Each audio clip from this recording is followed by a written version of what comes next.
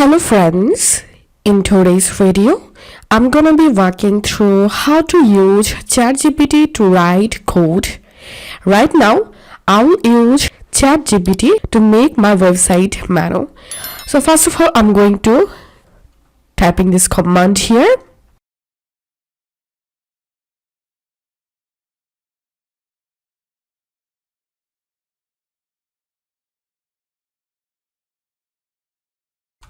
So as you can see, the ChatGPT has been created a basic menu, and here I used this command make a menu for website in a single file. Single file means I don't want CSS and JavaScript and HTML file separately.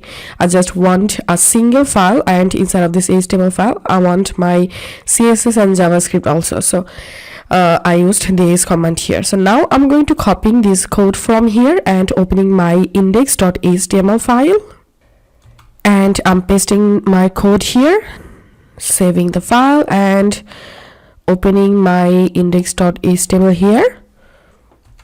And as you can see, I successfully created a basic menu using ChatGPT. So that's how you will be able to use ChatGPT to make coding for your website. If this video helped you, give a thumbs up and please consider subscribe to 5 Minute Solution.